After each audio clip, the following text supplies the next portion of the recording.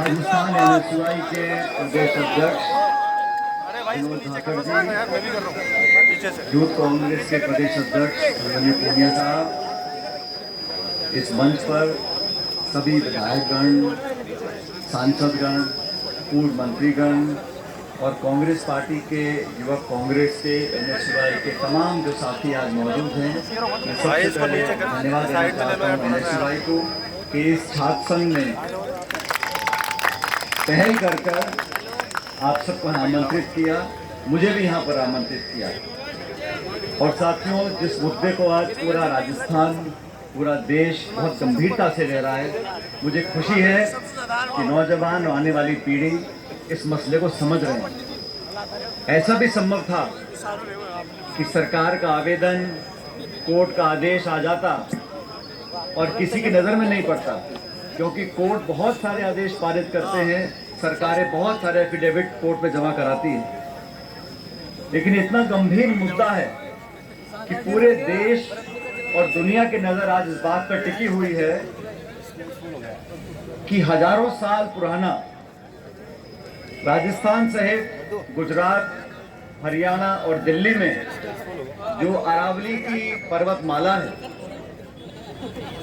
क्या हाल उसके वर्तमान में है और क्या उसका भविष्य है।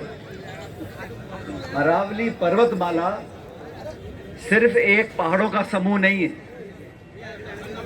अरावली जो पूरे उत्तर भारत के अधिकांश हिस्से को सुरक्षित रखती है, जो रेगिस्तान राजस्थान के पश्चिमी भाग से लगातार हमारी तरफ बढ़ता या पूर्व की तरफ जाता, उसको अरावली के पहाड़ों रोका हुआ है। मॉनसून हो, खेत खलियान हो, जमीन का पानी हो, जानवर, पशु, पूरे पर्यावरण में लाखों करोड़ों लोगों के लिए एक सुरक्षा कवच और एक ढाल बनकर ये अरावली पर्वतमाला खड़ी हुई है। और आज से नहीं है, आदिकाल से है।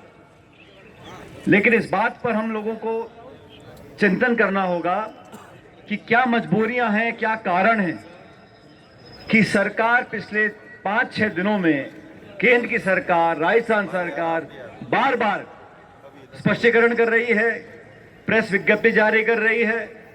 क्या ऐसे कारण थे? किन मजबूरियों में हमारी ऐतिहासिक धरोहर को, हजारों साल पुराना ये पर्वत जो आने वाली अनेकों पीढ़ियों की सुरक्षा करता, किन कारणवश इस पूरी अरावली को आप खतरे की ओर ढकेल रहे हो?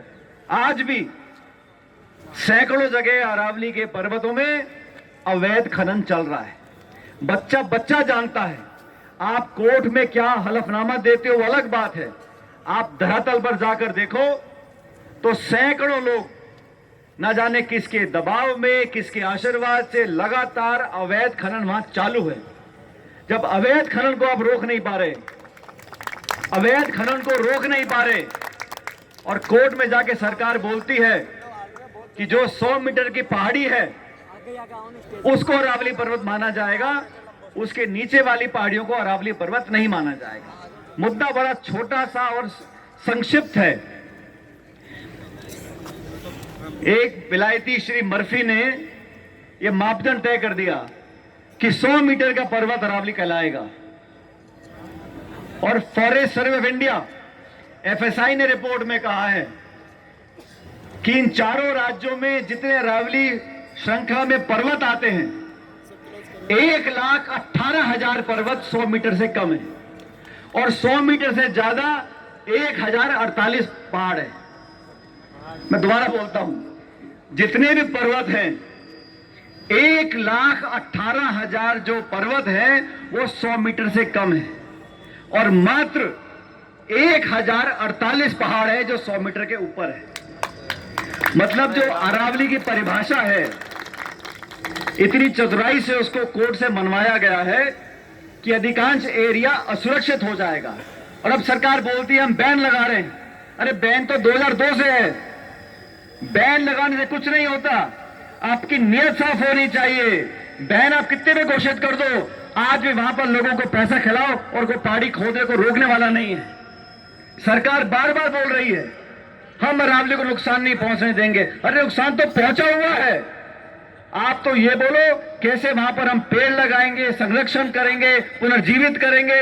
और जिन लोगों ने दोष किया है, जिन लोगों ने खाने खुदवाई हैं या खाने चलवा रहे हैं, अवैध खनन के जो माफिया हैं, उन पर आप क्या कार्रवाई करोगे? इस बात का जवाब देना चाहिए।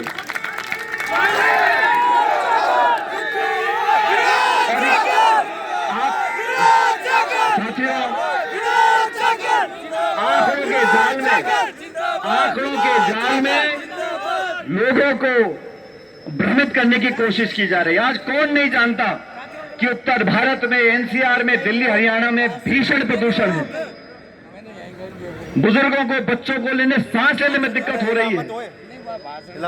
जलवायु प्रदूषित है, जमीन से जब पानी निकलता है वो प्रदूषित है, हवा सांस लेने लायक नहीं है। जो कुछ बचा कुचा रख रखाव ये पहाड़ करते, आप इनको भी आश्वासन देकर बोल रहे हो हम इनको कुछ नहीं होने देंगे। अरे कोई भाषण देने की जरूरत नहीं है। ये रहा 2 घंटे का रास्ता, आप खुद जाके मौका मुआयना कर लो और बता दो वहां पर कि खनन हो रहा है कि नहीं हो रहा।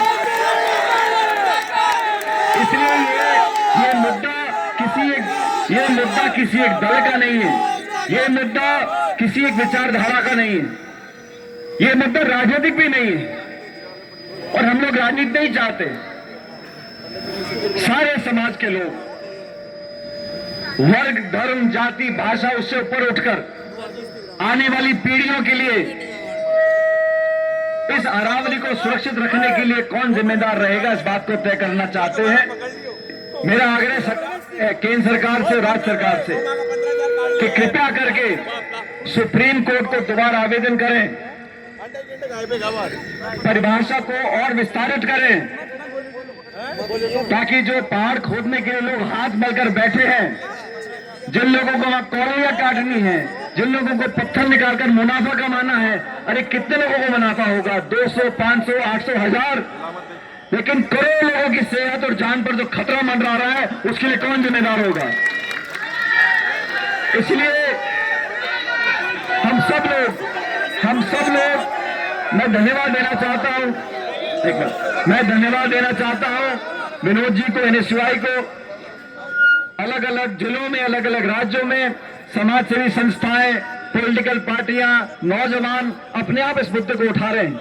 मैं धन्यवाद देता हूं विनोद जी को कि आपने आज ये यात्रा का कार्यक्रम जयपुर में रखा, हम सब लोगों को आमंत्रित किया, क्योंकि नौजवान जो पीढ़ी है, आप लोगों के जीवन में जो बुजुर्ग लोग हैं, उनकी जिंदगी आधी पूरी हो गई, लेकिन आप और आपकी आने वाली पीढ़ी कैसे अपना जीवन व्यतीत करेगी? कैसे आप सुरक्षित रहोगे?